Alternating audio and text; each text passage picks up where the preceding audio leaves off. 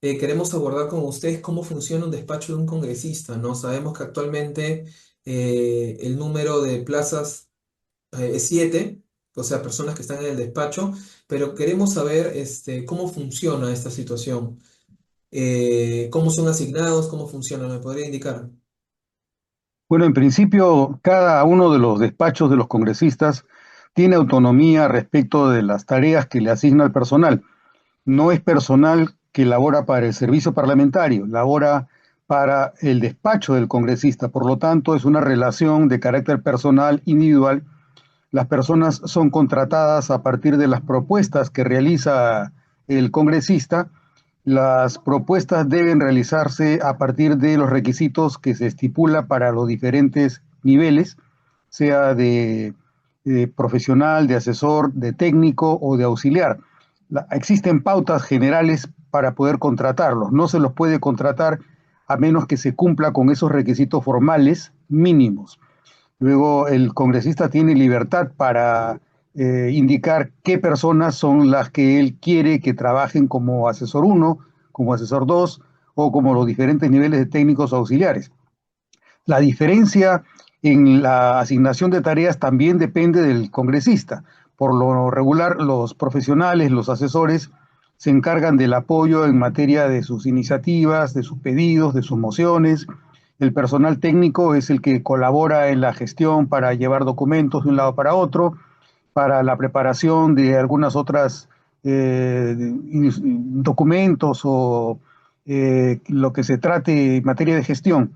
Y el auxiliar es el que lleva manualmente las cosas de un lado para otro. Entonces, hay mucha discrecionalidad en el uso del personal siempre y cuando se utilice en relación con las tareas propias del despacho congresal. Ya hemos visto cómo han habido casos irregulares en los que hay congresistas que han utilizado su personal para sacar a pasear a sus mascotas, otros que han utilizado a su personal como pedicurista, o que los han utilizado para la compra de viandas o de meriendas, cuando esas no son funciones propias del personal para lo cual se contrata en servicio del congresista.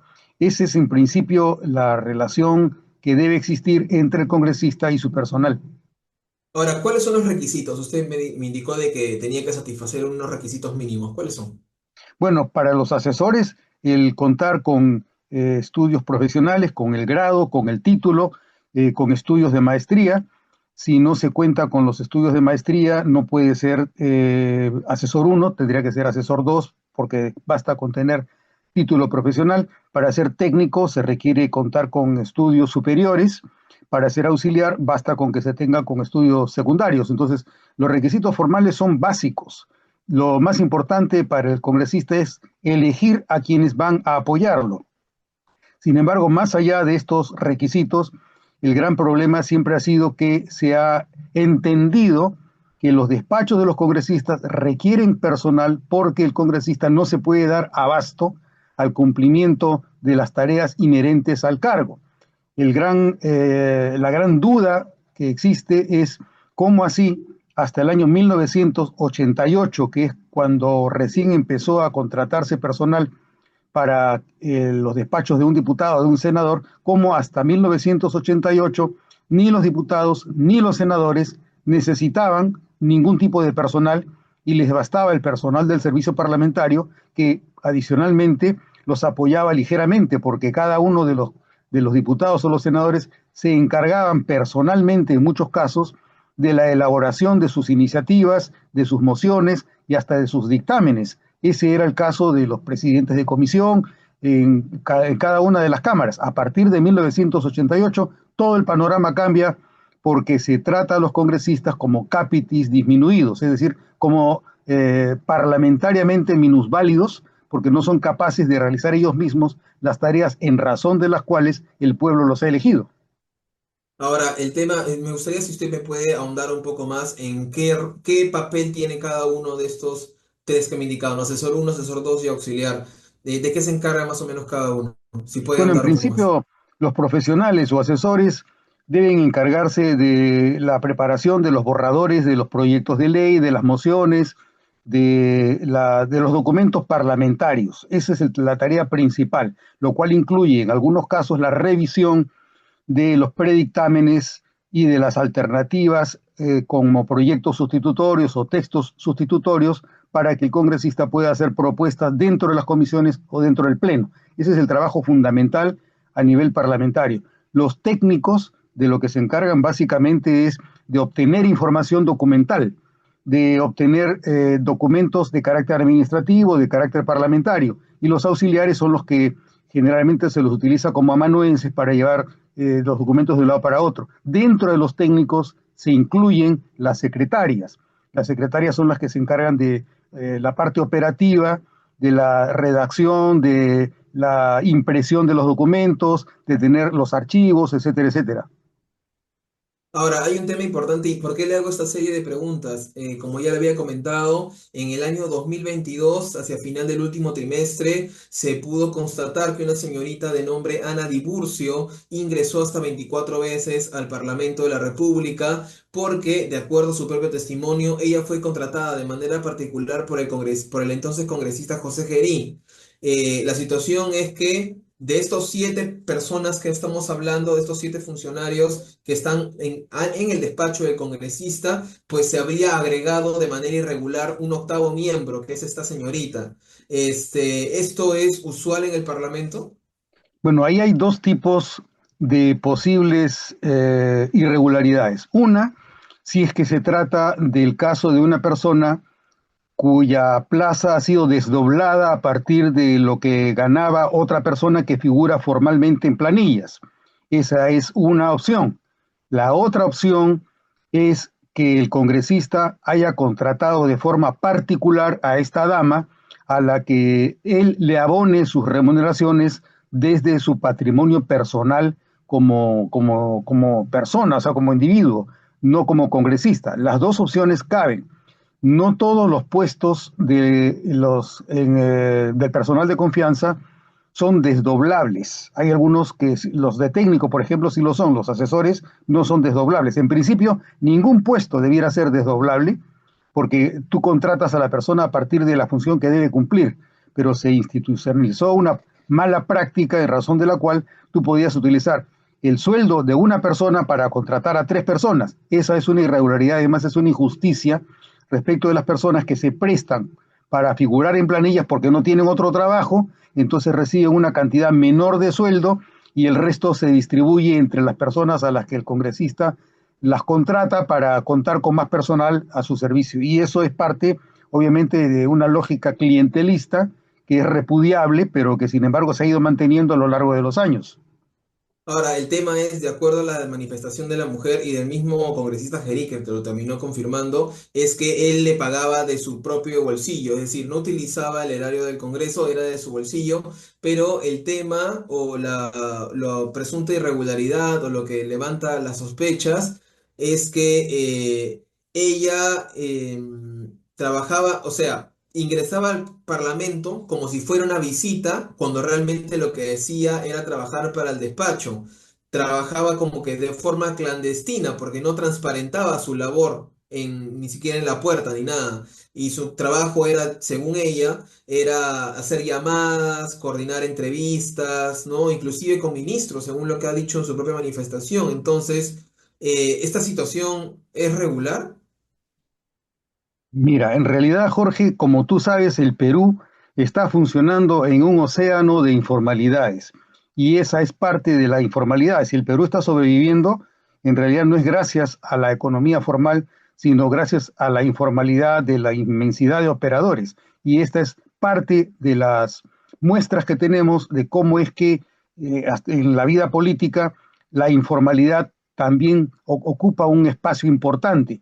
La señorita que tú mencionas, obviamente se ha valido de la estrategia de ingresar como visita, con obviamente la autorización del congresista, ha laborado de manera informal para el congresista durante 8, 9, 6, 4 horas, cuantas veces se lo haya requerido el congresista, y luego se ha retirado y el día siguiente ha hecho exactamente lo mismo. Entonces, se ha utilizado la figura de las visitas como un mecanismo de simulacro del trabajo. Por lo demás, nada se opone a que el congresista pueda contratarla y remunerarle con su propio peculio. Eso es parte de su responsabilidad, pero lo que no es muy regular es que se haya valido de este tipo de mecanismos para realizar gestiones que debiera corresponderles formalmente a las personas a las que el Congreso les paga para que lo asistan. No se sabe por qué lo ha hecho. Eso depende de él, ¿no?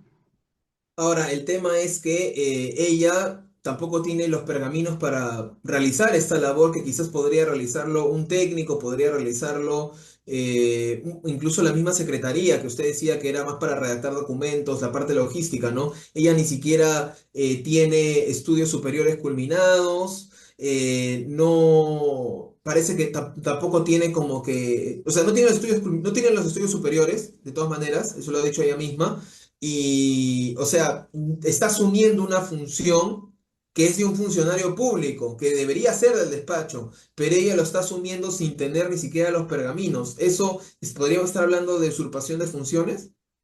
No creo, no creo, porque se trata de labores manuales o en todo caso llamadas telefónicas, ese tipo de cosas. No creo que haya la comisión de un delito ahí, pero sí es representativo del tipo de manejo informal que tiene el despacho de un congresista. Ya digo, no se trata de una necesidad que tenga el congresista de contar con personal, pero por alguna razón prefieren que ser apoyados por personas de su confianza. La relación entre él y la señorita a la que tú haces mención es una relación de carácter personal basada en una relación de confianza entre ambos. Ambos se tienen confianza uno con el otro. Entonces, a partir de ese tipo de vínculo, la irregularidad no la veo sino desde la perspectiva de la informalidad, pero de que haya usurpación de funciones, no, porque está desarrollando una tarea con carácter personal para una persona que luego va a presentar sus proyectos o va a realizar sus gestiones sin necesidad de que eso suponga la comisión de un delito.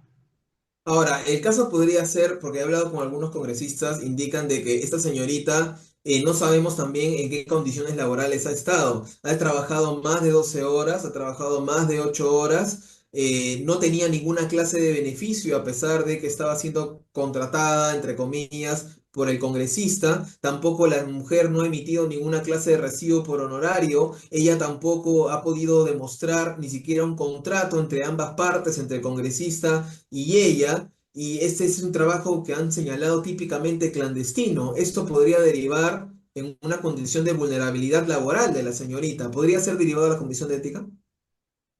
Bueno, me imagino que sí, pero eso ya tendrá que evaluarlo la Comisión de Ética. En principio yo no vería que ahí hay una falta contra el reglamento del Congreso ni contra el Código de Ética, pero eventualmente como la ética es una cuestión que tiene más que ver con las normas, con los hábitos, con las actitudes, con los principios, el código axiológico en el que se basara la Comisión de Ética para calificar ese tipo de relación como una relación poco recomendable para un congresista que pudiera incluso dar lugar a una amonestación o a una recomendación para que no vuelva a ocurrir ese tipo de manifestaciones, podría ser, pero yo no creo que el señor Gerí tampoco sea el único que esté haciendo uso de ese tipo de alternativas. Me imagino que deben haber varios, pero les interesa poco en realidad, les interesa poco. Por eso yo dudo que si se tratara de evaluar la conducta del señor Gerí en razón a este tipo de relación que efectivamente pareciera ser una relación clandestina, pero una relación en la que existe vínculo de carácter civil entre una persona y otra, yo creo que tendría que determinarse a partir de el estado de vulnerabilidad en el que la propia señorita califica su relación con él. ¿Ha sido ella injustamente tratada? ¿Ha recibido menor pago que el que se le ofreció? Ese es el tipo de cuestiones que tendría que evaluarse en el fuero laboral y no creo que en el fuero penal. Entiendo, ya para ir terminando, el señor Gerí sabemos que tiene una suerte de comportamiento reiterativo, como una suerte de benefactor, es decir, de se reúne o tiene citas previas con sus amigas o allegadas a ella, a quienes luego se les termina beneficiando con un contrato en el Estado. Es el caso de las señoritas en Palacio, por ejemplo. Este caso es previo, es del año 2022, pero también vemos una manifestación de que él, por la simple condición de amistad, está que le da un trabajo, un cachuelo, entre comillas, a esta señorita que no cuenta con los pergaminos para realizar esa labor en primer lugar. Bueno, cuando tú hablas de que no tiene pergaminos, te estás refiriendo a que no tiene estudios universitarios, pero para trabajar en nivel de técnico o de auxiliar, tampoco te exigen que tengas título universitario, a lo más que tengas estudios secundarios para ser auxiliar y algún estudio superior para niveles técnicos, pero en realidad, como te señalo, eso es para quienes laboran formalmente como personal de confianza dentro del Congreso. Esta relación entre el señor Gerí y la dama a la que tú haces mención no tiene los parámetros de evaluación que corresponden al personal técnico, al personal auxiliar y menos al personal profesional. Entonces, yo no sé si es que esto encaja dentro de un tipo de conducta recurrente del señor Gerí, porque no tengo los datos suficientes para calificarlo, pero en principio el vínculo es un vínculo de carácter personal y se desarrolla dentro del nivel de los contratos civiles, que eventualmente, si es que existiese algún tipo de daño para la persona afectada, tendría que evaluarse desde el punto de vista laboral. Una última pregunta. ¿Hay una suerte de como que de doble labor o una suerte de cruce de tareas entre lo que le he descrito de lo que estaba haciendo la señorita Tiburcio y la Secretaría Formal del Congreso? Bueno, depende de lo que el congresista haya determinado que haga cada persona en su despacho. Como te digo, cada congresista tiene plena autonomía para asignar tareas al interior de su despacho. La limitación es que no se trate de funciones ajenas a la labor representativa. Los casos que te he mencionado son claros. No, el congresista no puede utilizar al personal de su despacho como pedicurista o para llevar a pasear a las mascotas. Ese tipo de gestiones no encajan dentro del perfil del personal que ha sido asignado para que apoye la labor de un congresista. Eso debe tenerlo claro el congresista. Y si la señorita se ha prestado para ese tipo de labores, obviamente es parte de la autonomía con la que puede regir su relación con una persona particular, como en ese caso sería el señor Gerí, no obstante ser congresista. Última pregunta. Se ha indicado de que antes, usted ha señalado, ¿no? Antes no se necesitaba este personal, pero con el paso del tiempo esto ha incrementado. ¿Cuánto era antes y cuánto es ahora? Antes, hasta el año 1988, ningún diputado y ningún senador tenía personal de confianza. Ninguno. A partir del año 1988, en diputados por lo menos, con la presidencia del señor Luis Alba Castro, se reconoce a cada diputado la posibilidad de que cuente con un asesor y con una secretaria. Paralelamente a esto, durante la presidencia del señor Fernando León de Vivero, se había adquirido el local de la Cámara de Diputados que se conoce como el edificio Sánchez Carrión, que se encuentra al frente de la iglesia de San Pedro en el Jirón Azángaro, para que en esas oficinas pudiera funcionar el despacho de cada diputado. Por lo tanto, cada diputado tenía espacio en ese edificio para un asesor y una secretaria. Todos los diputados tenían acceso a esas oficinas. En el Senado ocurría una cosa semejante en lo que ahora se llama el edificio Ramírez del Villar, que antes era el edificio Reiser y Curioni. Así era como funcionaba, pero eso es a partir del año 1988. Hasta entonces, los diputados preparaban ellos mismos sus proyectos de ley, preparaban sus pedidos, pedidos con acuerdo de Cámara, sus mociones de orden del día, preparaban ellos mismos sus dictámenes y los proyectos sustitutorios o los dictámenes sustitutorios cuando lo requirieran para ser presentados en la comisión primero y luego en el pleno. Ellos realizaban su propio trabajo. A partir del año Y actualmente, 1988 se comienza el proceso de devaluación del ejercicio de la función representativa, porque en muchos casos son los asesores o las secretarias las que terminan realizando el trabajo del congresista, con lo cual el vínculo entre el pueblo y el representante desaparece. ¿y ahora cuántos son formalmente? Si me podría Bueno, saber. ya el dato tú lo tienes, que cada oficina tiene aproximadamente 7 personas a cargo del congresista. Algunos de los cargos pueden ser desdoblables Y adicionalmente a esto, los cargos de presidente de comisión también cuentan con personal. Todo eso está en los módulos que la mesa directiva acuerda para cada distinto tipo de comisión. La mesa directiva también tiene personal extra. Entonces, estos son los casos en los que se advierte cierto tipo de degeneración del ejercicio de la función parlamentaria dentro de nuestra democracia representativa, lo cual termina obviamente disminuyendo la calidad de nuestro régimen político. O sea, cada congresista individualmente son 7, pero cuando asume la presidencia de la comisión, esto aumenta. O sea, Así ¿me estoy es, entendiendo bien? así es. ¿A cuánto aumenta? Bueno, depende del tipo de comisión. Las comisiones se agrupan de acuerdo a 3 tipos de módulos, según la importancia de la comisión. La importancia la define la mayor o menor cantidad de proyectos, la mayor o menor cantidad de dictámenes que se evacúan y la mayor o menor cantidad de horas de sesión que se realiza en cada comisión. Entonces, se agrupan todas las comisiones, que son 24, en 3 diferentes tipos de módulos. En el caso de los módulos 1, se les reconoce tanta cantidad de asesores, me parece que son 2 o 4, y las comisiones de menor importancia se les reconoce solamente uno. Pero aparte, también los grupos parlamentarios tienen un contingente de personal de confianza que apoya el trabajo del grupo parlamentario. Entonces, estamos hablando de personal de confianza que sirve al despacho, que sirve a las comisiones, que sirve a los grupos parlamentarios y que sirve a los directivos en el caso de la mesa directiva. Listo, eso sería todo. Muchas gracias, doctor. Hasta Chao, luego. chao.